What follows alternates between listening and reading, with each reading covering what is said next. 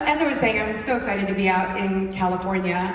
This is our first time out here. I know that the World Wide Web, as we always laugh and call it, is everywhere. But I wanted to share with you guys, because so many of you in the world of Instagram and Facebook and so forth, so many of you have grown so quickly and built your businesses literally on Instagram, which it's been the most extraordinary journey in the last couple of years to watch the work that you're doing and to watch you guys, work together to help each other. It's been really, incredibly fun to do it.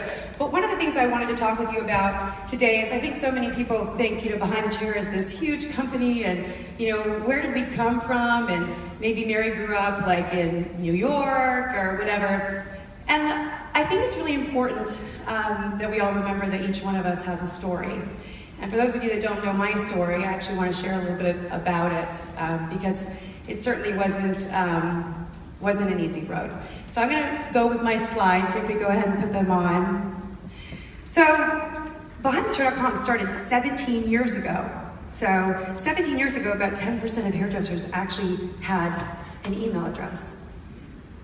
I had this idea that if I could come together and we could create this website where we could bring that million hairdressers together in one place, it would be an extraordinary opportunity to sort of learn together, laugh together, create together.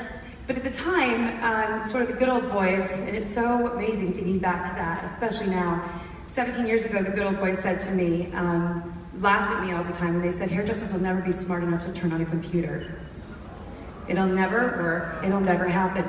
So in the year 2000, when we launched, you might remember that the internet world was huge at the time. People were building all these businesses, and actually your valuation was based on the percentage of the money that you were losing instead of the money that you were earning, because nobody was earning money at the time.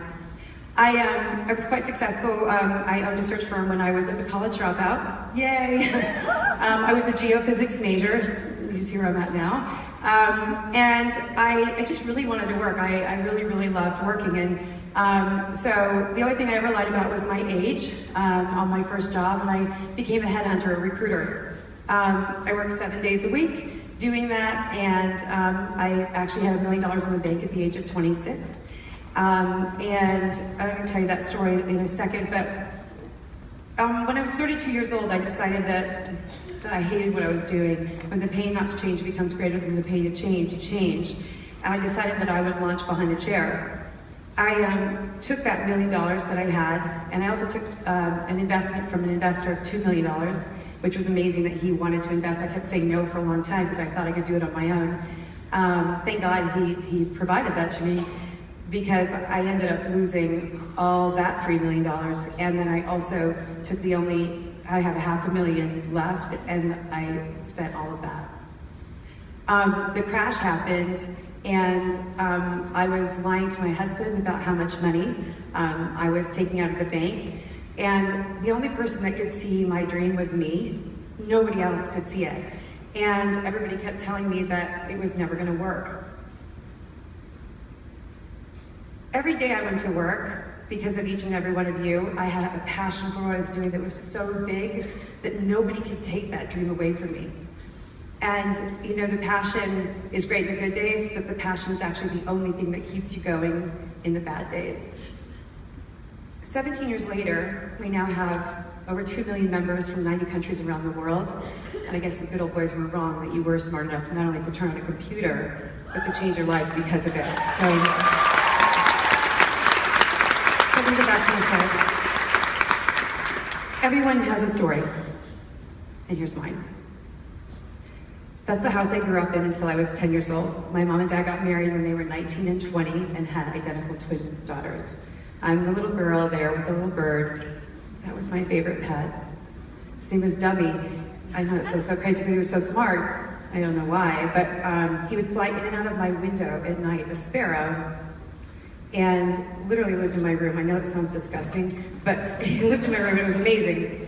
That little sparrow, oh, it's so sad, I look at it, because one night he decided to stay in the house and come down and sleep with me in my bed, and I smothered him. I cried for weeks. That's the house I grew up in. We were very poor. My dad fixed hydraulic jacks for a living, making $65 a week, trying to feed a family of 4. When I was 9 years old, I wanted a 10-speed bike really bad. All the other kids in town had their 10-speed bike, but we were just way too poor. I mean, we were way too poor for soda, dessert. You can tell I'm okay with that now. I've got enough money to have dessert. I wanted a 10-speed bike really, really bad, so I told my parents I was gonna do a lemonade stand on the end of the driveway. Well, the problem is that house, when the corn grew, there was corn in the front and on the sides. You couldn't even see our house. It was a quarter of a mile down a gravel driveway. And so it was nice when the soybeans, they planted soybeans because at least you could see my house, but it was corn, you couldn't see my house. Like, so we moved, isn't that like where they make like meth labs now? I don't know. But anyway, I wanted my 10-speed bike. I told my parents I was gonna do a lemonade stand. They said, well, that's never gonna work. 6 cars drive by every day. I said, well, I'm gonna do it anyway because I don't really have a choice. I want a 10-speed bike and nobody could afford to give it to me. So my friends are out, riding their 10-speed bikes throughout the summer, and I took my little table, I went down to the edge of the driveway every single day. I was down there by 7 o'clock in the morning so I could get the factory workers. I put it down and I had my little sign and it said 25 cents for lemonade. And I'm this kid in the middle of nowhere with no cars driving by. We didn't even have a house within a mile of our home. In the cornfields in central Illinois, Macomb, Illinois is where I grew up. And cars would stop because I couldn't have a lemonade stand in the middle of nowhere. So they stopped and all of a sudden, they get the lemonade or sometimes it was tea or whatever, and they would learn my plight because, because we were too poor for plastic cups, so they actually had to stand there and drink the lemonade because I need my glass back.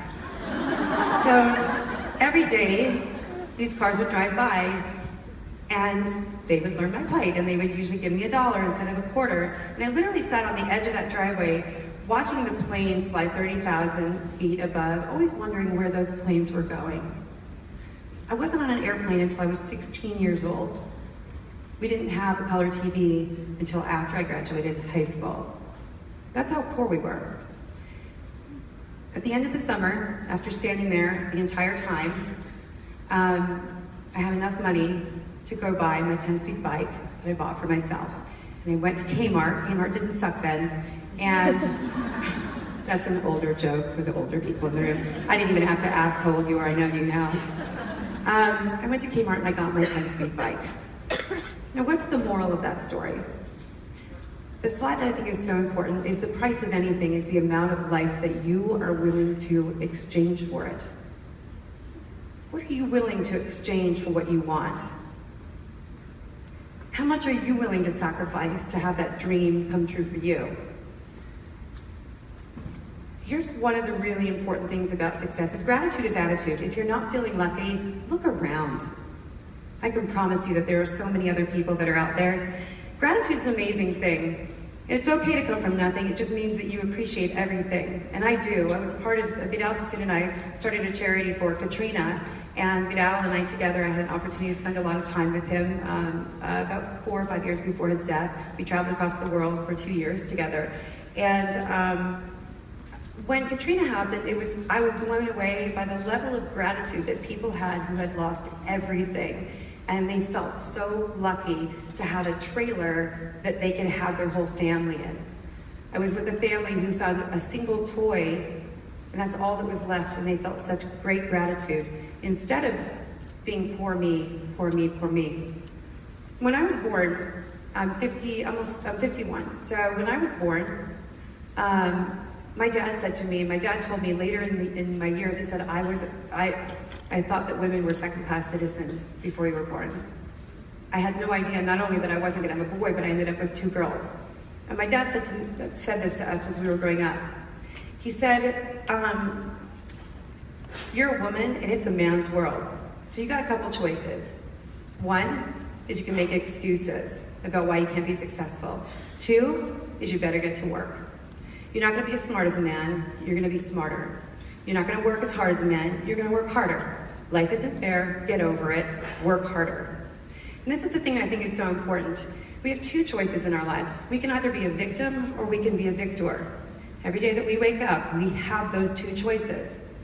Every single thing that happens to us, people can say the hardships that we experience in our lives, poor me, poor me, poor me. I look at them like this. that the hardships that I had in my life taught me independence and taught me strength. And I didn't become successful in spite of my hardships. I became successful because of them. I didn't become successful in spite. I became successful because of them. Because I was stronger. Because my father taught me consistently that not everyone gets a trophy and not everyone deserves a trophy. It's true. And here's the thing. In our company, if you walked up to any of our team, and they're amazing, and we've got about half of our team here at the show, if you walked up to them and said, "What's your mantra?" and the mantra behind the chair is, "Good is the enemy of great." Greatness is the only thing that we allow ourselves to attempt to achieve. And the interesting thing is, people always say all the time, you know, all these celebrity hairdressers, Mary, that you've got at your shows, they're so nice. And I'm like, you know what? It's because you didn't meet the ones who weren't, because they didn't make it. Working with Vidal for all those years, Vidal was so humble, such a humble man. I mean, it was so incredible. Look at the level that he achieved, his level of perfectionism, but because he was such a perfectionist, it was the perfection that made him realize that there was always another peak. So he thought he climbed the mountain, but then there was another peak.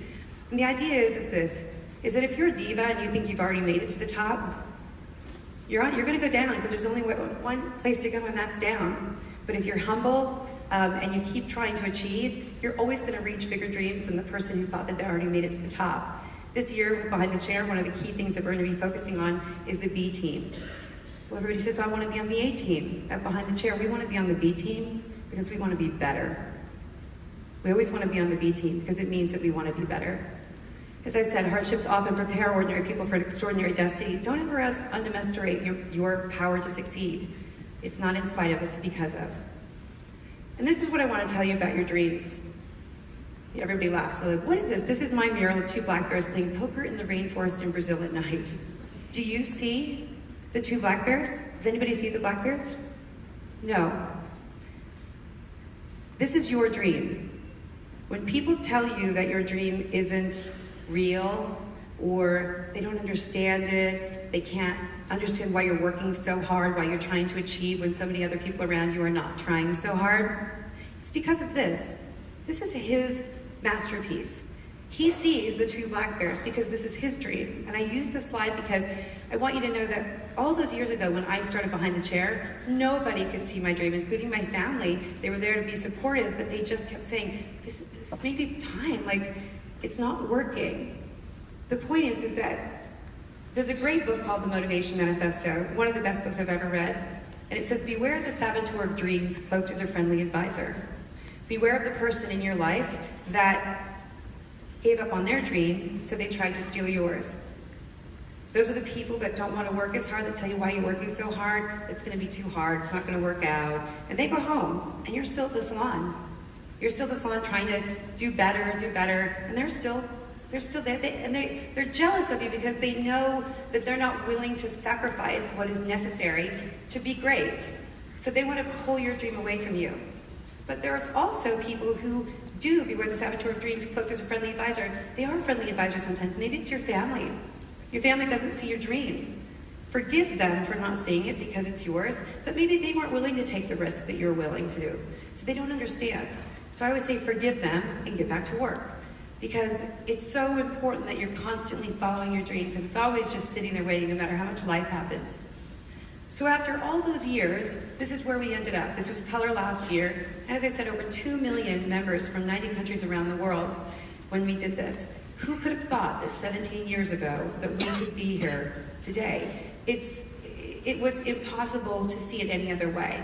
And as you know, we hit our 1 million. Congratulations to Kevin and the whole team and all of you guys for being part of it. A lot of fun. So when I started, and I love this slide, anyone can give up. It's the easiest thing in the world to do, but to hold it together when everyone else would understand if you fell apart, that's true strength. When things are so bad, you know, I heard something just recently when they were talking about prisoners of war, one in particular, there were over 100 prisoners of war, and only 5 or 6 of them made it out alive. And they said that the other ones died of a broken heart. Because instead of, and they're like, what does that mean, died of a broken heart? Because they were so optimistic, and this is gonna sound strange, It was their optimism of believing, I'm going to be out by Easter, I'm going to be out by Christmas, I'm going to be out by whenever, by my kids' birthdays. But it was the optimism that they had that actually ended up taking their lives because they died of a broken heart. The people who have the resilience to say that there's a reason why this is happening to me. This is not, and again, to say that somebody's torture is not a gift, of course, but they kept saying, there is a higher purpose for me. There's a reason I'm going through this. I might come back and speak about it. I might write a book about it. I might whatever. But the resilience is actually what kept them alive, is believing that there was a reason and a purpose and something that was happening, that they could change somebody else's life because of the hardships that they were experiencing. I was one of those bullied kids when I was a kid. I am incredibly shy. I know that sounds crazy to stand on stages. It's not uncommon to be a very big introvert and to stand on stages because I don't actually sometimes have to talk to you. It's easier to do this for me sometimes. But the reason why I believe that I was given, like this was a gift that was given to me. I do work 7 days a week. I do work ridiculous hours. I sleep about 5 hours a night. And I always just want to get up and do it again. Like you guys have given me so much purpose in my life. It's incredible. But I also believe that I was given this role and this responsibility as well, because I know how hard life can be, especially as a kid. And I'm always looking for the person in the room who doesn't feel special, because it's like a dog that can hear a different, higher pitch. I want to find that person that doesn't feel important and make sure that they do feel important. Because we're all important. We're here on a journey. There's a destination for every single one of us. I was miserable until I was 32 years old. I had all this money. I had an amazing family, amazing husband and children, but I had no purpose in my life. And then I start behind the chair, lose almost $4 million, and I was the happiest person in the world. Of course, it was the hardest thing. Back in those days, I didn't know who I could pay. Everyone was against me. People would turn and walk the other way when they saw me coming into a room. And it brought back those days of being a kid, being bullied, and feeling like you're sticking out like a sore thumb in a room of 1,000 people, that everybody's looking at you because you're fat or ugly or stupid or whatever all these awful children say to each other. But it makes me sensitive to know that it's so important, and behind the chair we say it all the time. We don't say, oh, it's good enough for a hairdresser. We always say, is it good enough for a hairdresser? Because we know that every day you guys make people look and feel great, all of your clients. We always say it's our job to help you build your confidence and to give you the education that you need to take your career and your life to the next point. And greatness is not reserved for a chosen few. It's reserved for the few who choose it. You'll make that decision whether you're going to be a victim or a victor, and every day you'll focus on what is required to get you to the place that you want to go. And perspective is everything. You guys know this one? This is what's really important. Victor or victim? Victor or victim? Perspective is everything. Because when we saw this dress, right, the thing that made me realize that all of our lives are different, that we can both be right. So somebody might believe that an excuse is really, really good for them, that works. But the point is that if you are a victim and you spend a lot of time playing the blame game, the only person that loses is you, because you don't take the responsibility. And what's interesting is, but they'll see their lives that way and you see your life this way. And it's also true too that good is the enemy of great. Perspective is everything when we're talking to each other. And this to me is a slide that's perfect for the entire world. Is that why can't we just get along a little bit better? Like, why can't we just listen to each other's views with respect and dignity the way that we used to years ago, instead of yelling at each other with our thoughts and our opinions, but then disliking each other because we have difference of opinions? Maybe we're both right.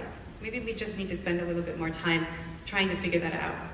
And here's the most important thing about being successful. Surround yourself with like-minded people who have the same dream that you have, that share the same vision that you have. It's so incredibly important. For years, I would always wonder, even while people on my own team couldn't see the vision, they couldn't get the joy from making you guys live a better life. They couldn't get joy from big shows. They didn't have a sense of greatness. The people that are around you, I always say to my team all the time, yes, good is the enemy of great. First, you do it for you. First, you literally, I always say to the editors, and one of them say, and I always say, is this good enough? Because you're going to have 4 football fields of people reading your work. 4 football fields of people. Are you willing to stand with the microphone in front of 200,000 people sending that email out? Almost 300,000 actually, just to our email list. Are you willing to read that? Is it good enough? Surround yourself with like-minded people, because they don't steal your dream, they don't bring you down. It's like they all come together and rise up. And this idea that we can light a candle and I can take my candle, my light, my fire, I can put it up to yours, and we create and shine a brighter light. I don't take it away from you, you don't take it away from me, we build together. And here's some of our team, because we work really, really, really hard, they'll tell you that. But we play really, really hard. And this little one with the green hair, Jen single-handedly, at the age of, I think, 23 at the time, single-handedly changed the culture of our company. One person, we have 30 people on our team. That one person with the smile that she had every day for everyone that came in, single-handedly changed the culture of our company. Get rid of the divas and get rid of the negative cancer in your organizations, because they will destroy your organizations. Only keep the good people. Hire for attitude. You can't teach attitude. I really, truly believe that. You can teach people how to do, but you can't teach attitude. Here's something that's so important for all of you. We can never fully realize the impact that we have on someone else's life. This is Schmegs, if you guys know Schmegs and Bacon. Yeah? She won a one-shot award this past year as Student of the Year. What we didn't know is that she had 7 nominations, I think, and she was a student at the time. She is, I believe, that Schmegs will be one of the best hairdressers of all time. Okay, so you heard it here. She is unbelievable, this one.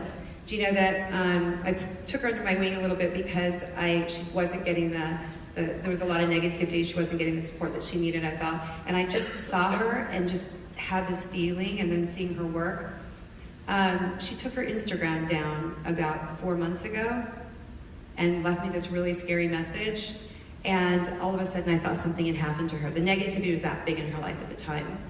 I literally changed my whole day in the morning, and kept calling her just to make sure that everything was okay. And it was, but somebody had told her that her Instagram was stupid. Everything she was doing was just dumb. And the fact that she was winning awards, that was just temporary. That she wasn't really that good. Imagine having your lives filled with somebody like that. So you need somebody else that's going to help. We got our Instagram back, and she is actually working for Lynn Vaughn at BC Salon, new salon, and she's amazing. She really is amazing. So remember that to the world, you may be one person, but to one person, you may be the world. Be kind to the people that are around you. Be grateful for the life that you're living. This is so, to me, I just love that. And defy gravity. You can achieve the unachievable. It's only impossible until it's done. Bumblebees are too heavy to fly. Hummingbirds should not be able to fly backwards, and sunflowers are too heavy to rise up, but they do it anyway. And this was a rainbow that I spotted almost 15 years ago when we had lost all of our money. I was in the worst possible mental, emotional place that you could be. I not only lost all my money and almost bankrupted my family, I lost another gentleman's money, all of it. And I pulled over to the side of the road, and I saw this rainbow. And that rainbow has now been traveling and following me since every color show that we've had. A rainbow has been spotted for 6 years on Monday morning when I give my presentation.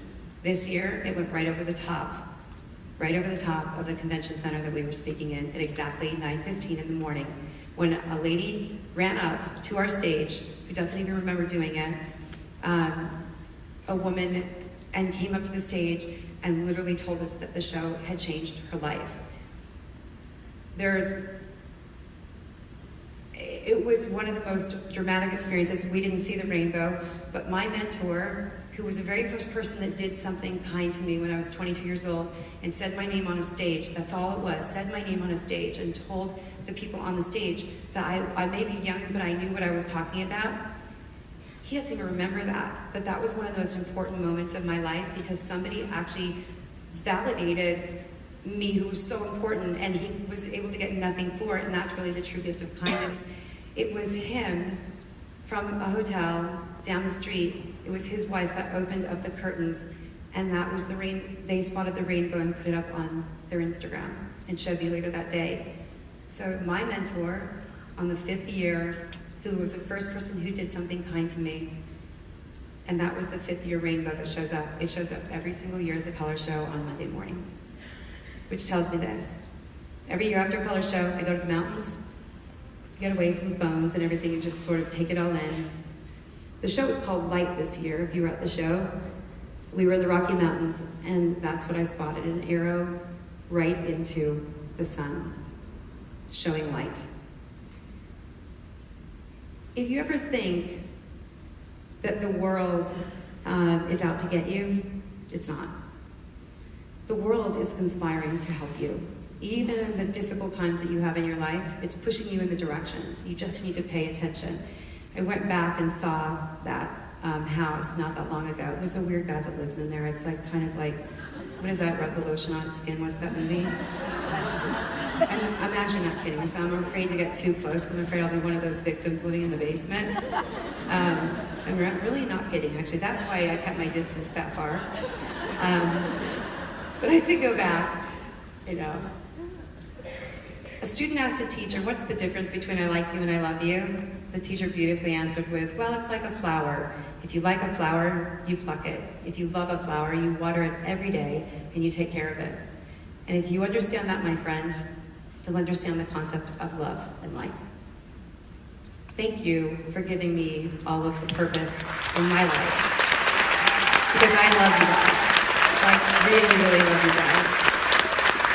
And I'll close with this slide before we start our big show. Point yourself in the direction of whatever makes you bloom. Constantly pay attention to what's making you feel happy and full and grateful. Be warm with the people that are around you. Tell them that you care and that they mean the world to you. And I just sit always in front of you guys all the time and I just go, thank you. I can't really say it any other way. Thank you for everything that you've done for me, my family. You've put my kids through college, my house. I'm not kidding. I say that. You know how many times have you felt that there are companies out there that just don't appreciate you? And I will tell you that every decision that happens behind the chair is because of you. And I will never, ever forsake you, ever. And I mean that with everything I have. So thank you guys so much for letting me just open the morning. And now we're gonna take it off. I really do.